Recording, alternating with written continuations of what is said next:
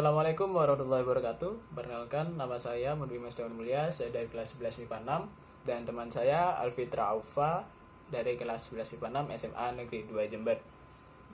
Saya akan menjelaskan tentang perlawanan rakyat Jawa kepada Inggris.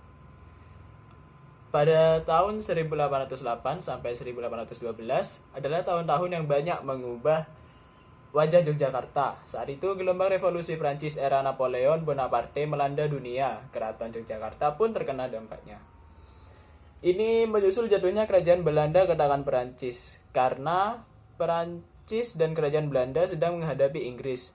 Napoleon mencari orang yang cakap untuk menjadi gubernur jenderal di Jawa.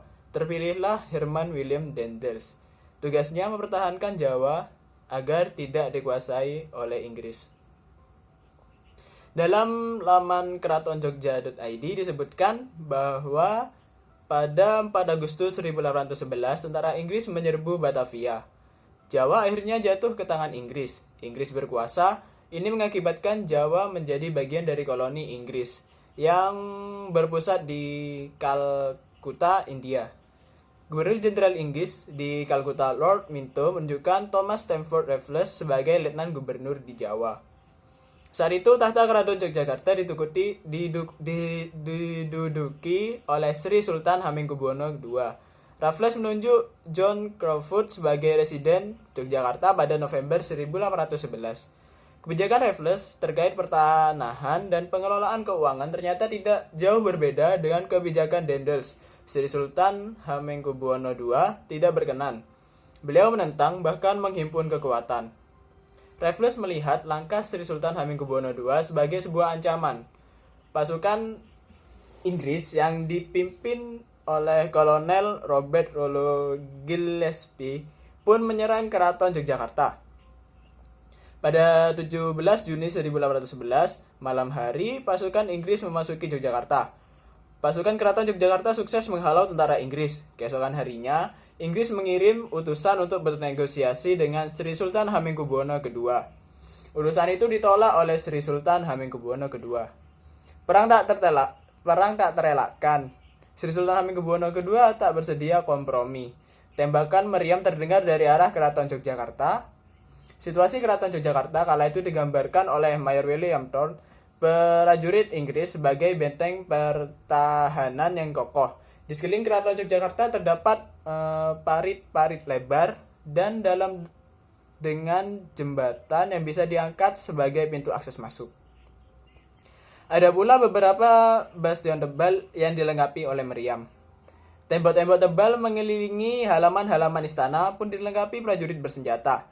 Pintu utama menuju Keraton Yogyakarta dilengkapi 2 baris meriam.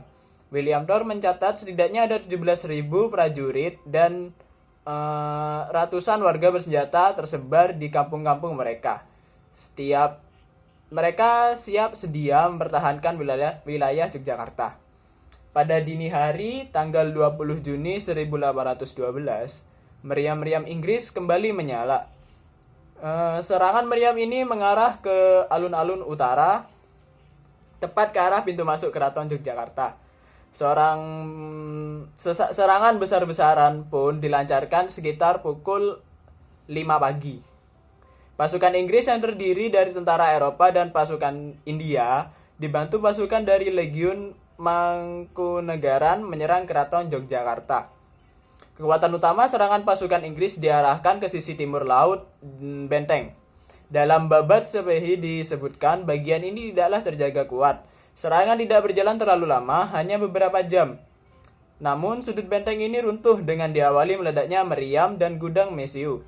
Sekitar pukul 8 pagi, benteng benar-benar jatuh ke tangan pasukan Inggris.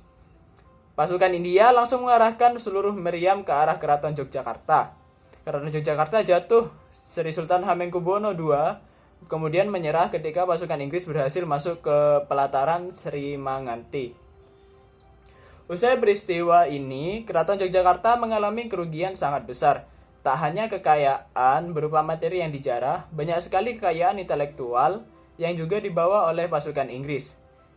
Ribuan naskah dari perpustakaan Keraton Yogyakarta diangkut ke Inggris.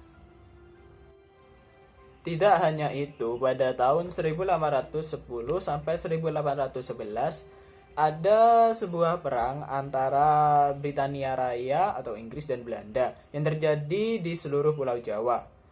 Gubernur Jenderal Hindia Belanda, Herman Willem Daendels, memperkuat Pulau Jawa terhadap kemungkinan adanya serangan Inggris. Pada tahun 1810, sebuah ekspedisi perusahaan India Timur Britania yang kuat di bawah Gilbert Elliot, Gubernur Jenderal India, merebut Pulau Bourbon dan Mauritius milik Prancis di Samudra Hindia, dan Pulau Ambon dan Maluku milik Hindia Belanda. Setelah itu rombongannya menuju Jawa dan kemudian merebut kota pelabuhan Batavia atau Jakarta pada tahun 1811 dan memaksa pihak Belanda menyerah di Semarang pada 17 September 1811.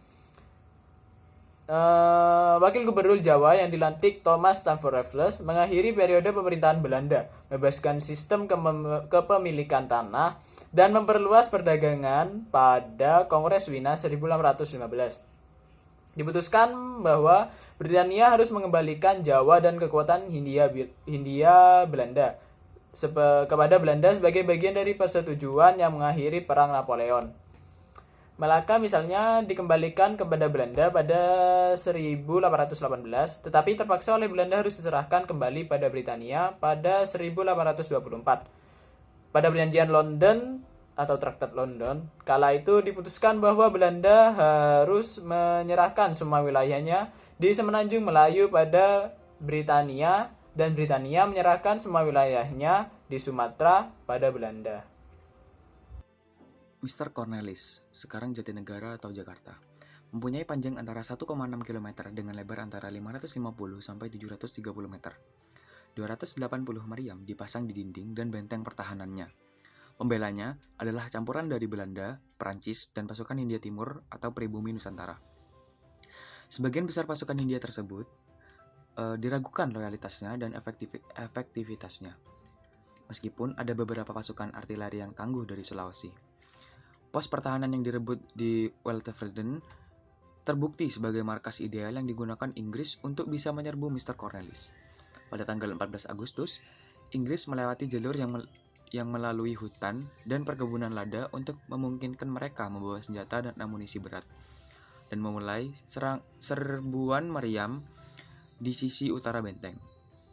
Selama beberapa hari terjadi baku tembak antara Mr. Cornelis dan meriam Inggris, diawaki terutama oleh marinir kerajaan dan pelaut dari HMS Nisus.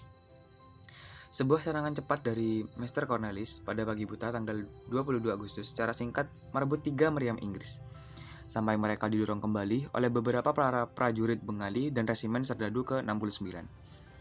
Kedua belah pihak kemudian saling beradu tembak yang memulai mereda pada tanggal 23 Agustus, tetapi berlanjut lagi pada tanggal 24 Agustus.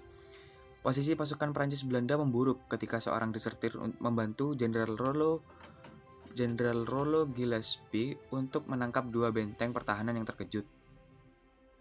Gillespie yang sedang menderita demam roboh tapi pulih untuk menyerbu sebuah benteng pertahanan ketiga.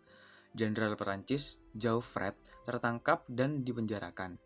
2 perwira Belanda, Mayor Holzman dan Mayor Muller, mengorbankan diri mereka dengan meledakkan amunisi benteng pertahanan itu. 3 benteng pertahanan tersebut adalah kunci pertahanan Mr. Cornelis, dan hilangnya mereka menurunkan moral sebagian besar pasukan Hindia Timur Janssens. Banyak tentara Belanda yang juga membelot, menyangkal kesetiaan mereka terhadap Prancis. Tentara Inggris menyerbu Mr. Cornelis di tengah malam pada tanggal 25 Agustus, merebutnya setelah pertempuran yang sengit. Penyerbuan tersebut memakan korban jiwa 630 korban di pihak tentara Inggris. Korban di pihak Prancis Belanda yang lebih berat, namun hanya korban yang merupakan perwira militer yang tercatat. 40 dari mereka tewas dan 63 lainnya terluka. 230 lainnya juga tertangkap, termasuk 2 jenderal Prancis.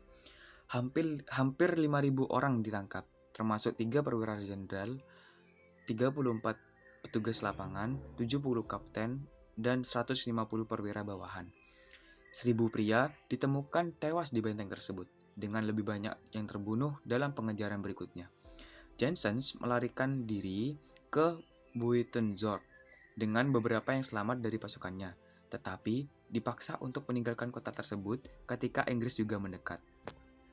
Jumlah kerugian total Inggris dalam operasi militer setelah jatuhnya Meister Cornwallis adalah sebesar 141 tewas, 733 terluka, dan 13 hilang dari Angkatan Darat. Dan 15 tewas, 45 terluka, dan 3 hilang dari Angkatan Laut. Total, 156 tewas, 788 terluka, dan 16 hilang saat 27 Agustus.